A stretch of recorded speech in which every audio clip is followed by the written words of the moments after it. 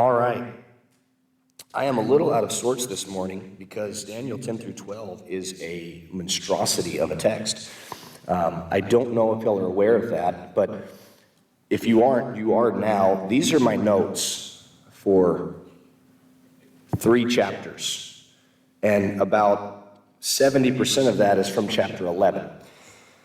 So we're going to spend about 5 minutes in chapter 10, 35 minutes in 11, and then another 5 in 12. So I hope y'all are ready, because we are going to be doing a lot of talking on Daniel chapter 10. So Daniel 10, the setting is in the reign of Cyrus. So the prophecy was first issued in the 3rd year of Cyrus, and this could be interpreted a couple of different ways. It could be interpreted when Cyrus became king of Persia, or it could be interpreted when he defeated Babylon.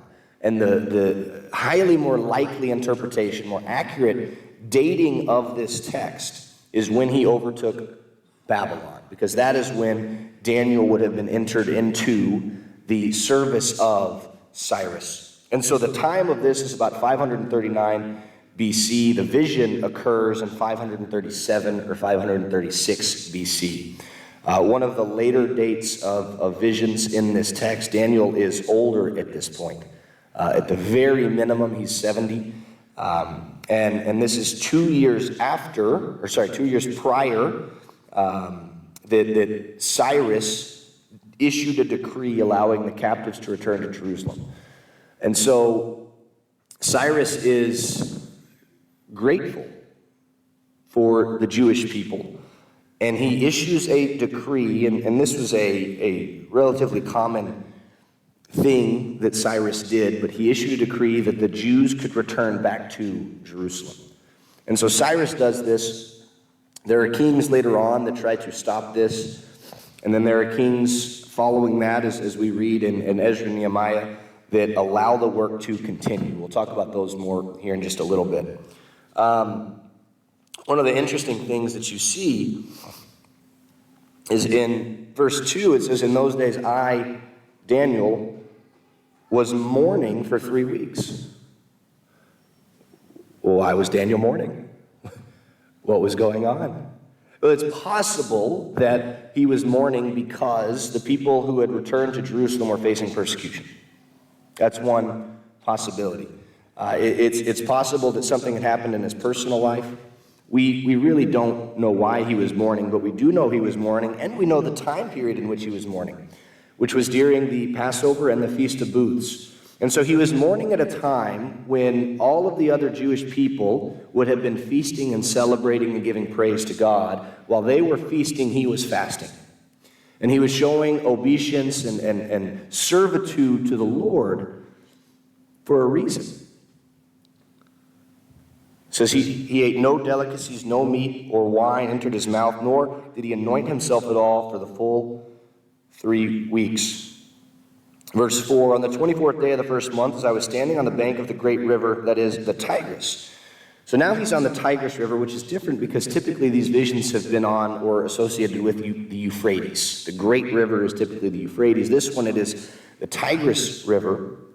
He says, "I lifted up my eyes and looked, and behold, a man clothed in linen, with a belt of fine gold from Uphaz around his waist. His body was like beryl, his face like the appearance of lightning, his eyes like flaming torches, his arms and legs like the gleam of burnished bronze, and the sound of his words like the sound of a multitude." Some people have claimed that this is Christ pre-incarnate. This is Jesus come to the earth before Jesus came to the earth. It does not seem likely that that is the case. As you read further down, you see that as he is talking to Daniel, he mentions Michael. The archangel who has come to take his place in a battle against the prince of Persia. And so it seems that this individual is an angel on the same level as Michael the archangel, or same degree of authority. And it says in verse 7, "I, Daniel, alone saw the vision. The men who were with me did not see the vision, but a great trembling fell upon them." You might think back or think forward from this time, I guess, to Saul on the road to Damascus, where he sees the Lord, a great light shines and he's blinded, and all of the people around him hear what is happening, but they don't see it. And so Daniel is alone. He is alone here. And in verse, we'll go to verse 9. And I heard the sound of his words. As I heard the sound of his words, I fell on my face in deep sleep with my face to the ground. Daniel is overwhelmed. He is absolutely overwhelmed by what he's seeing, by the voice that he's hearing. It's too much for him to handle, and so he falls on his face, and then he says he fell in a deep sleep, likely not just, snoring, but likely overwhelmed with what's happening. Behold, a hand touched me and set me trembling on my hands and knees. So he was given a little bit of strength. And he said to me, O Daniel, man greatly loved, understand the words that I speak to you and stand upright, for now I have been sent to you. And when he had spoken this word to me, I stood up trembling. Then he said to me, fear not, Daniel. And pay attention to this, because this is really important for the remainder of the text. For from the first day that you set your heart to understand and humbled yourself before your God, your words have been heard, and I have come because of your words. Daniel was praying and fasting for a specific reason. He wasn't just doing it for the sake of posterity. He was doing it for a very specific reason. He wanted to understand, he was seeking to understand something, possibly about the future of the Jewish people, the future of Israel. And the angel comes knowing that he has been asking, knowing that Daniel has been pursuing the truth, and seeks to provide him with some answers. Chapter 10 really is a beautiful chapter. We don't have time to spend really much more time on it today. But one of the points that I want to get across here is God hears our prayers. If there's any doubt that God hears our prayers, read chapter 10 and understand that Daniel, upon his fasting, upon his praying, upon his seeking the Lord, it was answered. And it was answered in a miraculous way, a beautiful way. Daniel, multiple times throughout this, had to be touched by the angel in order to be strengthened, in order to speak. The next time that he's touched, it says the man touched him on the mouth, and he was able to speak the words. And the final time, he said, I am out of strength. I can't do anything. Why are you coming to me? I have lost all my strength. I have lost all my stamina, my fortitude. I can't do anything. It says the man touched him, and he was strengthened. And Daniel said, okay, I'm ready. Prayer is a powerful thing, and the prayer of a righteous person availeth much, has great power as it is working. We ought to be a prayerful people, and we certainly know that Daniel was a prayerful person, wasn't he? Brother Myron last week, I think it was last week, maybe it was the week before, I don't know, talked about, it all blends together, but talked about how Daniel prayed 3 times a day, and he was thrown into the lion's den because of it. Because he prayed. Because he understood how powerful it was. Let's go to chapter 11. There is a lot here that we need to try to unpack. A few more things. Spirituality, regarding chapter 10 and 11 and 12, really, but spirituality must be sought. It's not something that you just stumble upon by accident. You must be purposeful and intentional in trying to be a spiritual person. Daniel was such a person. We need to be such a people. Angels are real. Angels are real. The devil is real. His demons are real. It's not a story made up to scare people. That's the reality of life. We may not be able to see them, but you also can't see air. Doesn't mean it's not there. Angels are real, and they are fighting for us. In fact, at verse 13 and 14, it talks about how this angel, is fighting for the Israelites. Angels are real, they fight for us. And what that means for us is that we are not just physical beings, we are spiritual beings. We are meant to be in touch with our spiritual side. We are meant to seek after the spiritual side of our life. Chapter 11. As for me, in the first year of Darius the Mede, I stood up to confirm and strengthen him. This verse really goes at the end of chapter 10. This angel has stood up to strengthen Darius the Mede. You notice in 21, Michael, your prince, is mentioned. That's Michael the archangel.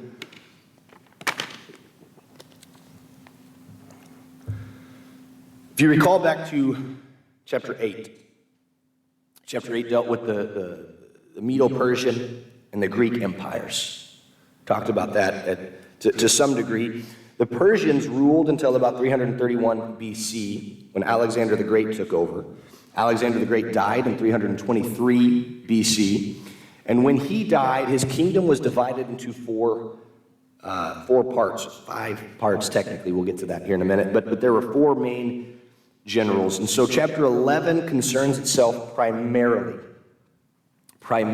with the Ptolemaic and the Seleucid, I think that's how you pronounce it. Is that, I said it right, go me, pat on the back, Chris. Kingdoms that stemmed from Alexander the Great. That is the primary focus of this chapter. We see a little bit regarding Persia here at the beginning of 11, but the majority of this chapter focuses on the Ptolemaic and the Seleucid kingdoms. And in particular, one individual is the primary focus of the majority of that, and that is Antiochus IV Epiphanes. So that is the name I want you to remember when we depart from here, because there are going to be a lot of names that I throw out and a lot of different people. This chapter, if you really study it and really dig into the depths of it, and you believe that it was written when it was written, which was in the time of Daniel, you don't believe it's a later dated book, but you believe this was written by Daniel during his life, for me, has become one of the most faith-building books in Scripture. The number of prophecies, the number of things that occur in this chapter that are so specific and so pointed and purposefully said, it cannot but be that God is in control of our lives and of history. God is in control. And so as we read through this, that is the primary thing I want you to take away. We're going to talk about a lot of historical stuff. We're going to talk about a lot of really interesting things. If you don't care about history, awesome. Here's your lesson for today. God is in control. And if you enjoy history and you enjoy learning about all of this stuff, awesome. Here's your lesson for today. God is in control. That is what I want you to take away. All right. Verse 2 says, now I will show you the truth. Again, verse 1 talks about Darius. It's the Persian Empire. It says, and now I will show you the truth. Behold, 3 more kings shall arise in Persia, and a 4th shall be richer than all of them. And when he has become strong through his riches, he shall stir up all against the kingdom of Greece. Well, we have Cyrus, who is, as we see in chapter 10, he's the current king. Darius was there in the first year. But then right after Cyrus, who initiated the rebuilding of the temple, we have Cambyses. And then following Cambyses, we have a guy named Guamata or Bardia. He was the second king following. Then we have Darius I, Hystaspes. And then we have Xerxes. And Xerxes was the first king to really go to war against the Greek Empire. He is the 4th king following Cyrus. It says that Darius the Mede, he was strengthened, but it is Xerxes who goes forward and fights against the Greeks, both in the battle of Thermopylae and of Salamis, almost like salami, but it's not Salamis. And he loses.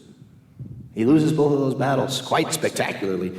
And the Greeks start to really become this world power. And this war between the Persians and the Greeks goes on really all the way up until 331 BC. And so it starts in about 480-ish BC and goes all the way until 331.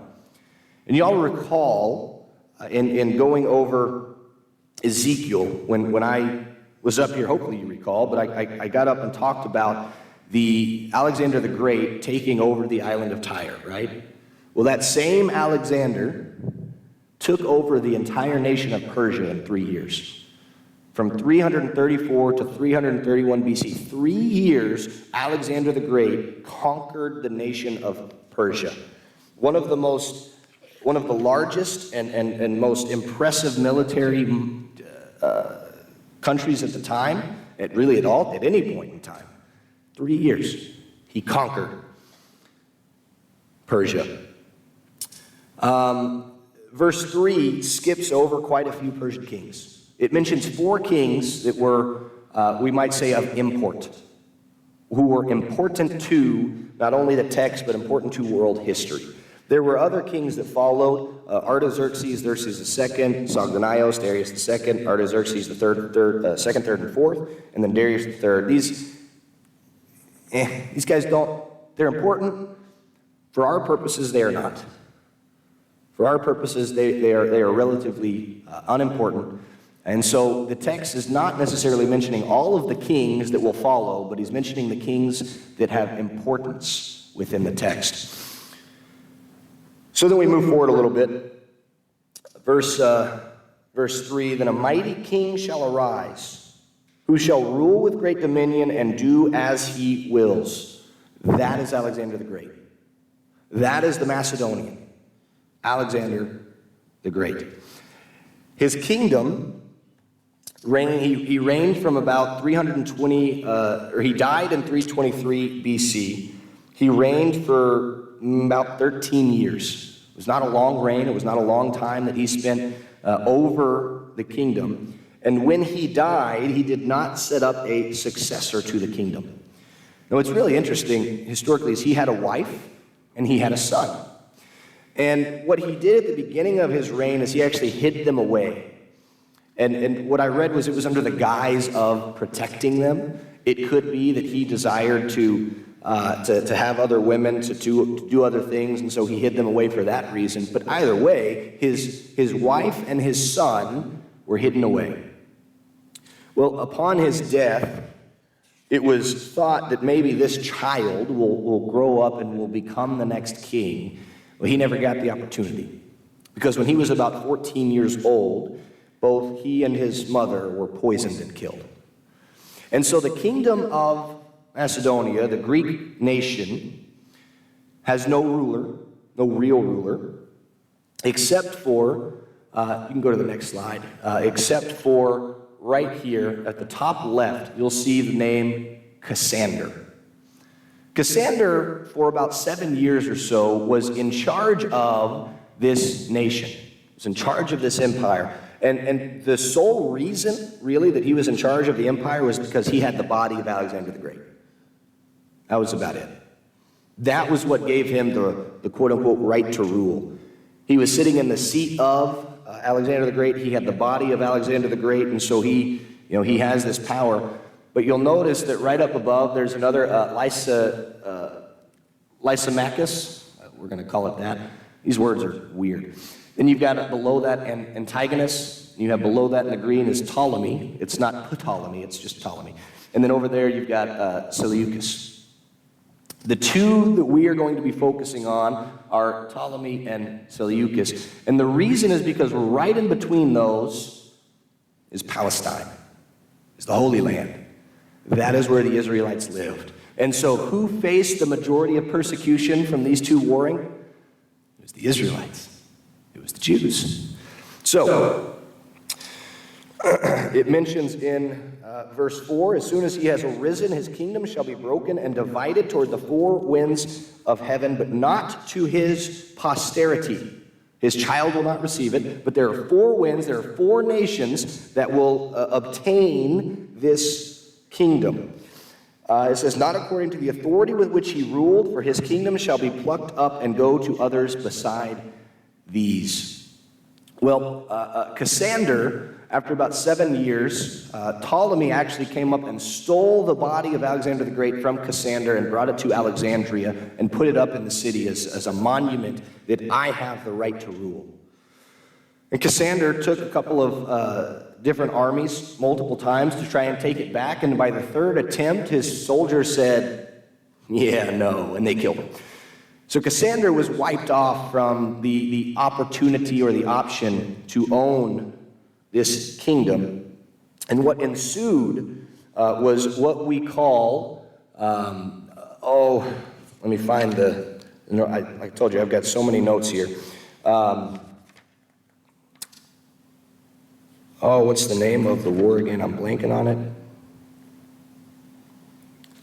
There's a war between the four nations, and it'll come up. The war of Diadochi. And so the wars of the Diadochi are the four that are warring against one another. There is all sorts of marriage alliances that they try to make. There's all sorts of different treaties that they try to do. There's all sorts of different things that occur within this in order to gain power. The whole purpose of this was power. And part of the reason that this was such a power grab was it was said, or it has been, I guess, stated after the fact, is that Alexander, upon his death, or near his death, said, well, the strongest person shall rule. Well, who do you think thinks they're the strongest? Each of the generals think they're the strongest, and so each of the generals are going to go to war rightfully thinking that they should own the kingdom. Then the king of the south shall be made strong, but one of his princes shall be stronger than he, and he shall rule, and his authority shall be a great authority. The south, the north are rather easy to understand. The north is, can you go back to the map, please? The north is Seleucus, and the south is Ptolemy. And so anytime you see the south or the north mentioned in the text, that is generally speaking, that is what it's talking about. The Seleucid kingdom in the north, the Ptolemaic kingdom in the south.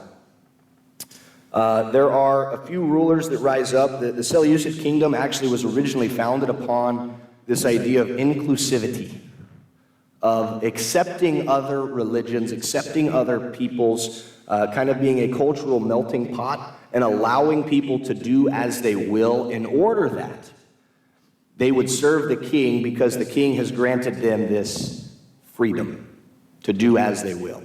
And so the Seleucid kingdom has this very positive beginning, really. And the first two kings of the Seleucid kingdom do very well. The Ptolemaic kingdom had primarily one good king, and the rest of them following were relatively inept. There weren't a lot of good kings from the Ptolemaic kingdom. That doesn't mean that they didn't do good things periodically, but as a whole, it was not great. In fact, the Ptolemaic kingdom, after a certain period of time, relied heavily upon Rome. And we will get to that here in just a little bit, I hope. Verse 6, after some years they shall make an alliance. The daughter of the king of the south shall come to the king of the north to make an agreement, but she shall not retain the strength of her arm, and he and his arm shall not endure.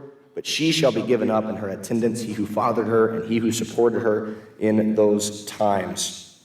This agreement was between Ptolemy II and Antiochus II Theos. Ptolemy II's daughter was given in marriage to Antiochus II in order that the Ptolemaic kingdom might, at some point in the near future, rule over and take over the Seleucid kingdom, right? So at this point in the text, the Ptolemaic kingdom is stronger, is more powerful than the Seleucid kingdom, okay? Antiochus' first wife, Laodice, was thrown aside. So Antiochus already had a wife. And Laodice is the name of his wife. And after some time, she was able to get revenge and poisoned the three of them. Antiochus, Berenice was the name of the woman and their son. And so these events led to further conflict. Believe it or not, you kill somebody, what happens? People want to get revenge. So these events led to further war, further conflict. It did not resolve anything. And as I mentioned earlier, there are the connections, the relations between these two empires. It goes deep.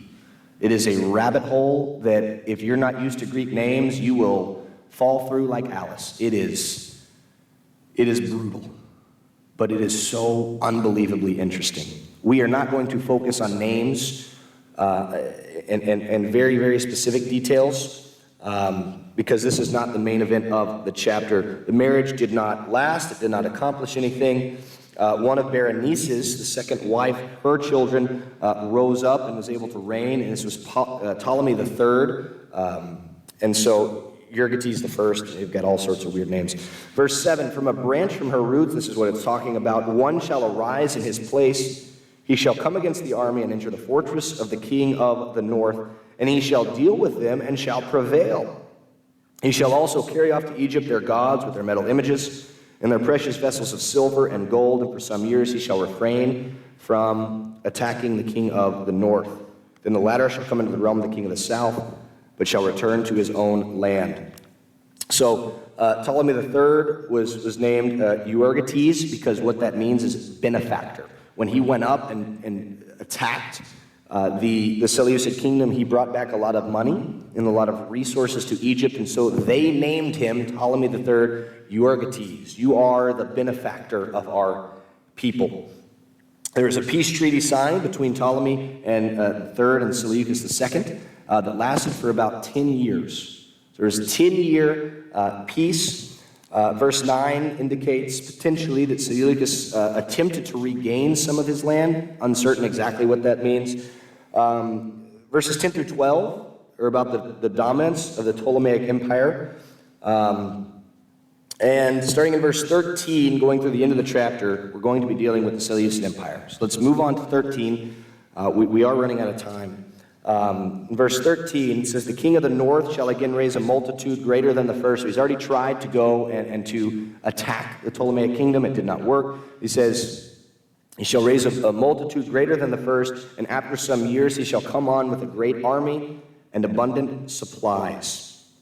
In those times many shall rise against the king of the south, and the violent among your own people shall lift themselves up in order to fulfill the vision, but they shall fail. Then the king of the north shall come and throw up siege works and take a well-fortified city, and the forces of the south shall not stand, or even his best troops, for there shall be no strength to stand. And so Antiochus captured Palestine entirely, right? So the Seleucid Empire, Antiochus, they had complete control over Palestine, which means that the Jewish people had no more Egyptian influence. Whereas before they did, now they do not. It is almost solely Hellenistic influence. And what that means is that the Greek, to be Hellenistic, is that the Greeks were trying to impart their way of life onto the Jewish people. Does that make sense? And so the Jews, instead of following the old law, would then follow the Greek gods or would follow the Greek rules. That would be a Hellenistic Jew. Someone who is not truly following after God, but is following after the Hellenistic way, the Greek way. And so there's a lot of Hellenistic influence that enters into the Jewish people, which leads to other problems. Verse 16 mentions the glorious land. That is Palestine, that is Jerusalem. Antiochus, again, tried to maintain control of the Ptolemaic Empire through marriage. He had a daughter named Cleopatra the First. Unfortunately, she sided with her husband, and that did not work out. Thus, verse 17 is fulfilled. He shall set his face to come with the strength of his whole kingdom, and he shall bring terms of an agreement and perform them. He shall give him the daughter of women to destroy the kingdom, but it shall not stand or be to his advantage. That marriage alliance did not work. It was not successful.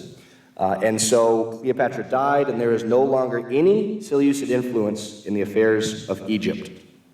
Verse 18 is where Rome enters. Are we all following along?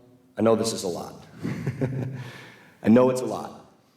Verse 18, afterward he shall turn his face to the coastlands and shall capture many of them.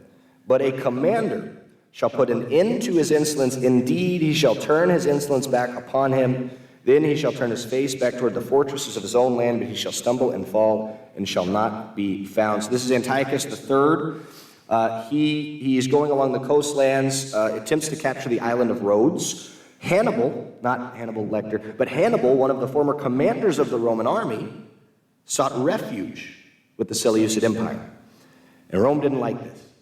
And so Rome goes up against Antiochus III, and at the battle of at Magnesia, Antiochus was defeated by a Roman general named Lucius Cornelius Scipio. That's a name. As part of this defeat, a couple of things happened. He was forced to pay tribute every year. And this was not a small amount of money. This was a lot of money, and also he was forced to pay tribute in hostages. And one of the hostages that went was Antiochus IV Epiphanes. Y'all remember that name? One of the hostages that was sent to Rome on behalf of this defeat was Antiochus IV Epiphanes. And so he has already, Antiochus IV, has already received at the hands of the Roman Empire a defeat because he's a captive. So he doesn't like the Romans. He doesn't like he doesn't like Ptolemy because that's just ingrained in his blood at this point. And so Antiochus IV, not starting off very good. He was also, Antiochus III was to surrender his army of elephants that he had obtained from the Ptolemaic Empire, and he was to get rid of some of his ships. Well, in 187, just 3 years later, he was attempting to pillage a temple of Bel in Persia. And the reason he was doing that was to acquire enough money to pay Rome. Because Rome's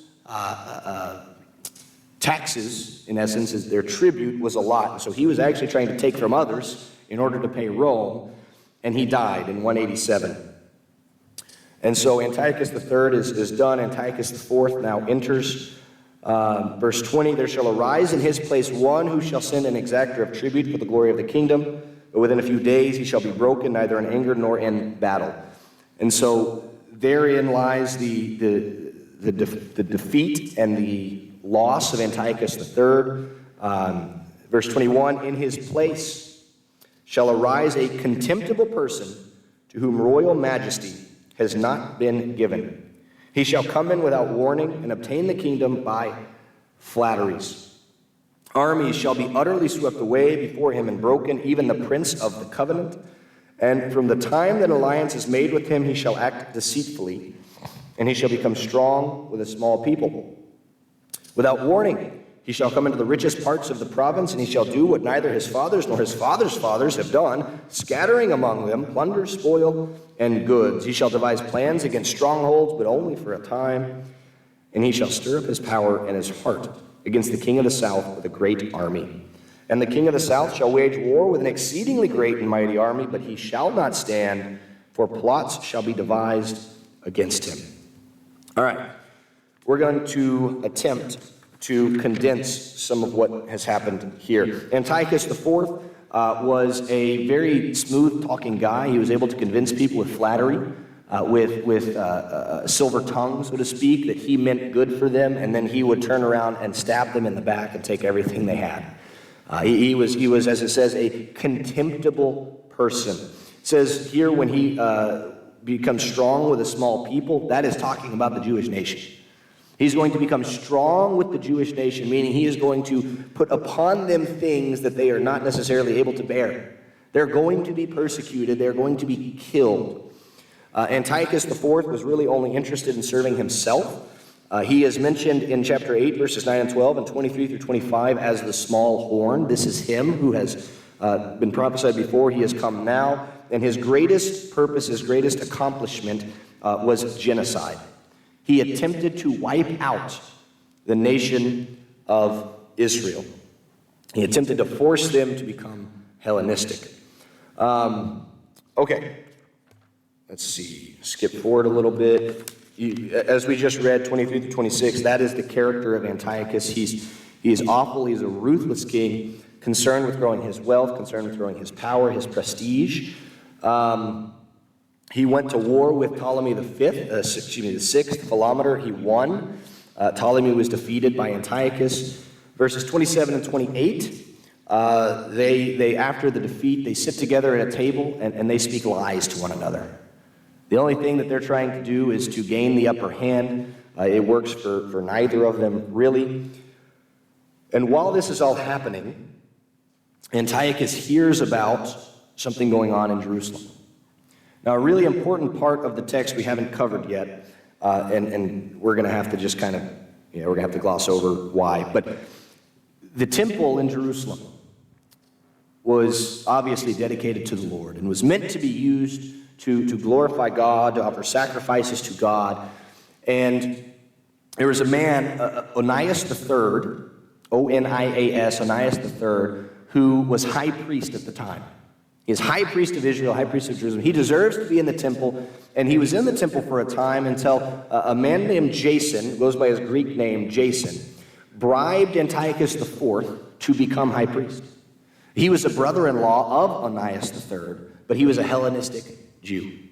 And so he bribes Antiochus. Onias is put away in prison somewhere, and Jason comes up and begins to rule. Well, what happens when you bribe an official? You can be outbribed, can't you? You start that process. If you offer them $1,000, well, somebody else can come and offer $2,000. And whatever you have done will be done away. And so Menelaus, another man, comes in. He wants a piece of the pie, doesn't he? He wants to be high priest. So he comes in, bribes Antiochus, and Antiochus is like, more money for me? Absolutely. And puts him as high priest. So Jason is in hiding. Well, while Antiochus is away at war, news somehow comes back that Antiochus has died. He has perished. And so what does Jason do? Jason, who first bribed Antiochus, goes up and tries to reclaim the temple for himself. And there's a little bit of a scuffle, you might call it, in Jerusalem. Antiochus hears of this.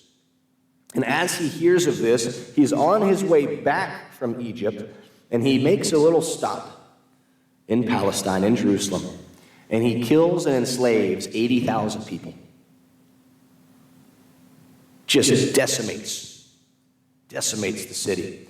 And following that, he leaves about 22,000 soldiers in Jerusalem in order to maintain order, to maintain peace, and to continue killing anybody who is not in accordance with what he wants. While there were a lot of Hellenistic Jews at the time, there were also some others who were faithful. The Maccabees. You may have heard of the Maccabean revolt. Judas Maccabeus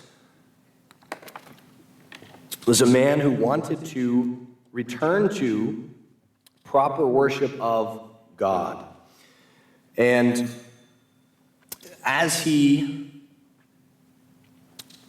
sought about how to do that, one of the things that he did was he went and he preached. He preached all along the area. He preached all along Jerusalem, preached all along the surrounding countries. And he also went to war against Antiochus IV. He led a small revolt that ended up being not so small, that grew in power, grew in prestige, and ultimately became the decline of Antiochus IV's kingdom.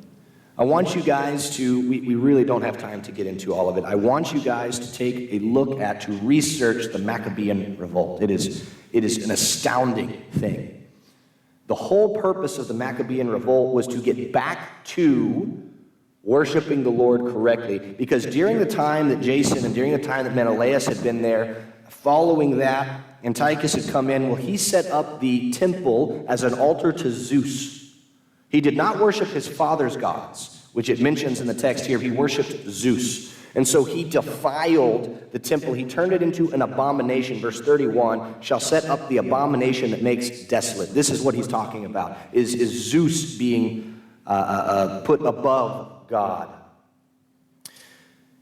And so the Maccabean revolt was an attempt to get it back, and over time they ended up being successful. And so in about 145, I want to say, BC, the temple was rededicated to the Lord. There were sacrifices offered to God, and we know that that is the case because today we know that the Jewish people celebrate a holiday called Hanukkah. Hanukkah stems from the Maccabean revolt. It stems from Judas Maccabeus and all of his followers, all of the people who were with him, taking back the temple. I'm going to end with this because we have less than 2 minutes. There's a really interesting story about Antiochus. And Antiochus IV, he goes to war against Ptolemy. It's constant warring. He goes to war against them, and Rome is nearby. Rome does not like Antiochus, not a fan of Antiochus. And as Antiochus gets to the Ptolemaic kingdom and is about to go to war, an ambassador from the Roman Empire comes up and begins to talk with him. And the conversation that they have is, Antiochus says, listen, I'm planning to go to war here. I'm going to destroy these people. And the ambassador to Rome says, is that so?